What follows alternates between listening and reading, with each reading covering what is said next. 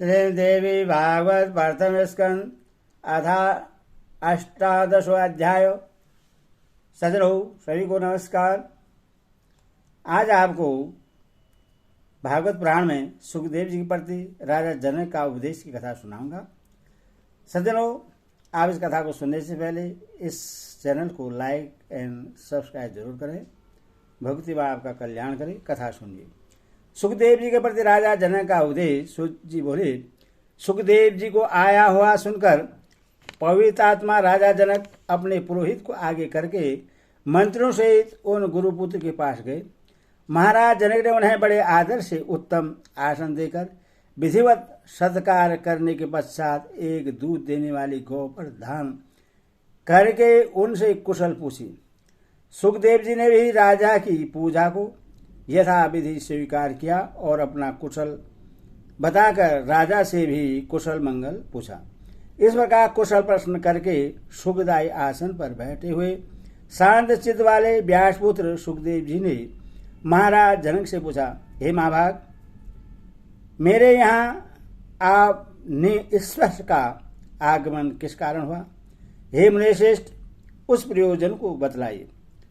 सुखदेव जी बोले, महाराज, मेरे पिता व्यास जी ने मुझसे कहा कि विवाह कर लो, क्योंकि सब आश्रम में गृहस्थ आश्रम ही श्रेष्ठ है।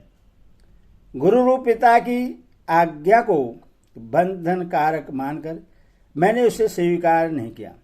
उन्होंने समझाया कि गृहस्थ आश्रम बंधन नहीं है, फिर भी मैंने उसे स्वीकार नहीं किया।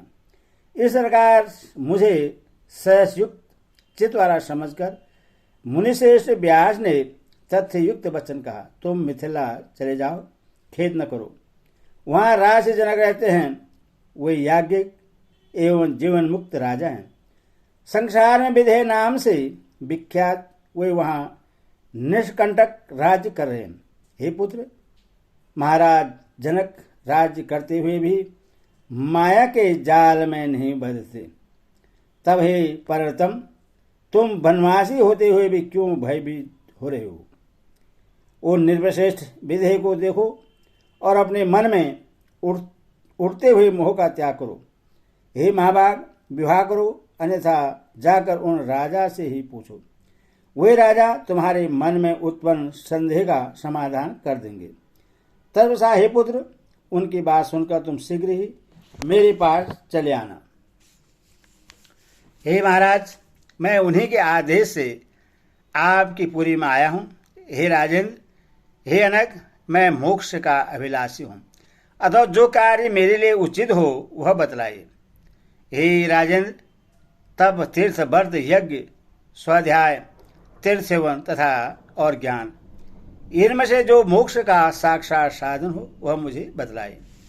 जनक जी बोले, मोक्ष मार्गावलंबी विप्र को जो करना चाहिए उसे सुनिए। उपनयन संस्कार के बाद सर्वप्रथम वेद शास्त्र का अध्ययन करने हेतु गुरु के सानिध्य में जाना चाहिए। वहाँ वेद वेदांत का अध्ययन करके दीक्षांत गुरु दक्षिणा देकर वापस लौटे मुनि को विवाह करके पत्नी के साथ गृहस्थ में रहना चाहिए।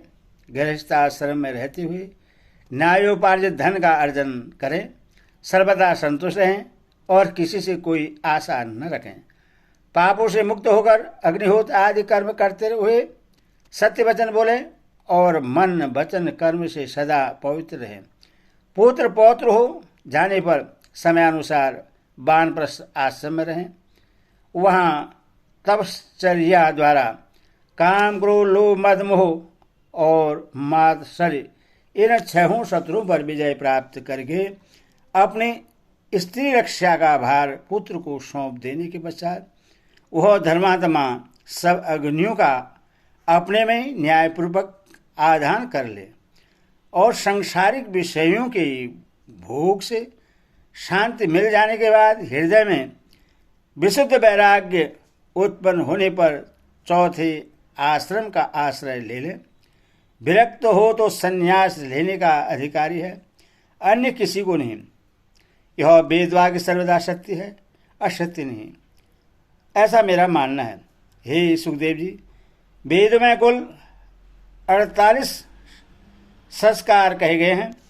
उनमें गृहस्थ के लिए 40 संस्कार महात्माओं ने बताए हैं।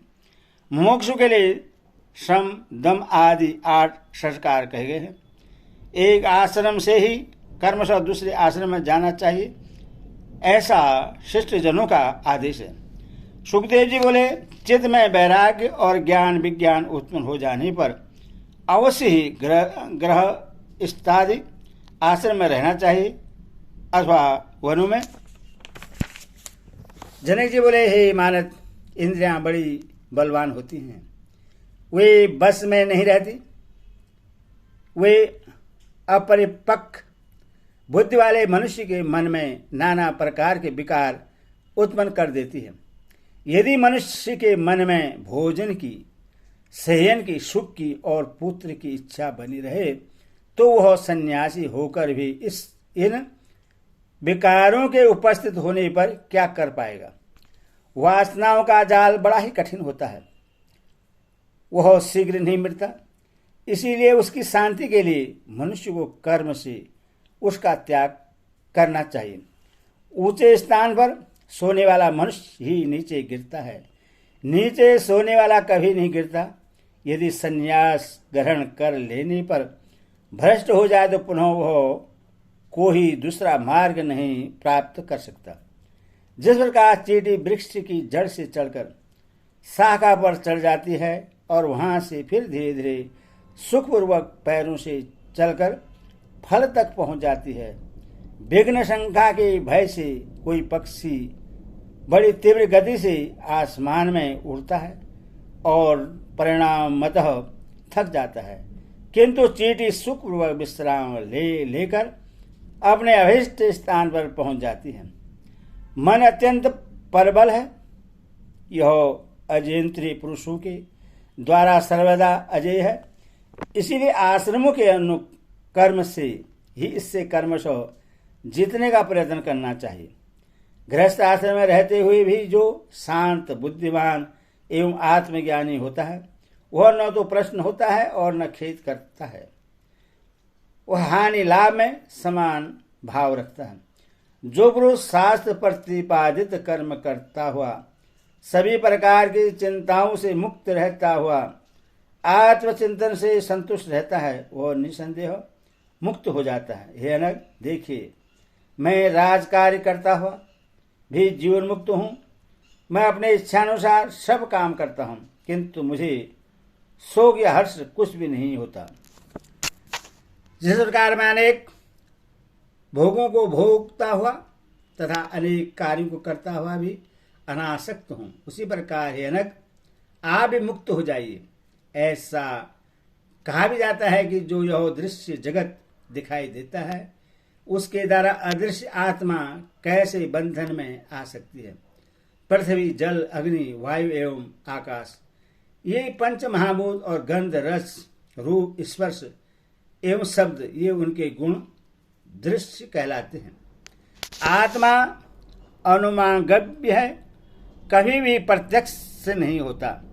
ऐसी स्थिति में वे ब्राह्मण, वह निरंजन एवं निर्विकार आत्मा फला बंधन में कैसे पड़ सकता है। हे दिच, मन ही महान सुख दुख का कारण है। इसी से निर्मल होने पर सब कुछ निर्मल हो जाता है। सभी तीर्थों में घूमते हुए वहां बार बार स्नान करके भी यदि मन निर्मल नहीं हुआ तो वह सब व्यर्थ हो जाता है। हे परतम, बंधन तथा मोक्ष का कारण न यह देह है, न जीवात्मा है और न ये इंद्रियां ही हैं, अभी तो मन ही मनुष्य के बंधन एवं मुक्ति का कारण है। आत्मा तो सदा ही शुद्ध तथा मुक्त है, वह कभी बद्धता नहीं है। अतः बंधन और मोक्ष तो मन के भीतर है। मन की शांति से ही शांति है। शत्रुता, मित्रता या उदासीनता के सभी भेदभाव भी मन में ही रहते हैं। इसीलिए एकात्म भाव होने पर यह भेदभाव नहीं रहता। यह तो द्वैत भाव से ही उत्पन्न होता है। मैं जीव सदा ही ब्रह्मा हूँ, इस विषय में और विचार करने की आवश्यकता ही नहीं है। भेद बुद्धि तो संसार में आसक्त रहने पर ही होती है। हे महाभाग, बंधन का मुख्य कारण अविद्या ही है। इस अविद्या को दूर करने वाली विद्या है। इसीलिए ज्ञानी पुरुषों को चाहिए कि वे सदा विद्या तथा अविद्या का अनुसंधान पूर्वक अनुशीलन क्या करें। धूप के बिना छाया के सुख ज्ञान कैसे हो सकता है, उसी प्रकार अविद्या के बिना विद्या का ज्ञान कैसे किया जा सकता है। गुणों में गुण पंचभूतों में पंचभूत तथा इंद्रियों के विषयों में इंद्रियां स्वयं रमण करते हैं, इसमें आत्मा का क्या दोष है। ये पवित्रात्मन सबकी सुरक्षा के लिए वेदों में सब प्रकार की मर्यादा को व्यवस्था की गई है। यदि ऐसा न होता तो नास्तिकों की भांति सब धर्मों का नाश हो जाता। धर्म के नष्ट हो जाने पर सब कुछ नष्ट हो जाएगा और सब वर्णों के आचार परंपरा का उल्लंघन हो जाएगा। इसीलिए वेदों पर दिष्ट मार्ग पर चलने वालों का कल्याण होता है। सुखदेव जी बोले, हे राजन, आपने जो बात कही उससे सुनकर भी मेरा संदेह बना हुआ है, वह किसी प्रकार भी दूर नहीं होता। हे भूपते, वेद धर्म में हिंसा का बाहुल्य है। उस हिंसा में अनेक प्रकार के अधर्म होते हैं। ऐसी दशा में वेदोक्त धर्म मुक्ति व्रत कैसे हो सकता है। हे राजन, सोमरस पान, पशु हिंसा और मांस भक्षण तो सर्वस्व ही अनाचार है। सोत्रामणि यज्ञ में तो प्रत्यक्ष रूप से सूरा ग्रहण का वर्णन किया गया है। इसी प्रकार धूत कीड़ा एवं अन्य अनेक प्रकार के व्रत बतलाए गए हैं। सुना जाता है कि प्राचीन काल में शशबिंदु नाम के एक श्रेष्ठ राजा थे। वे बड़े धर्मात्मा, यज्ञपरायण, उदार एवं सत्यवादी थे।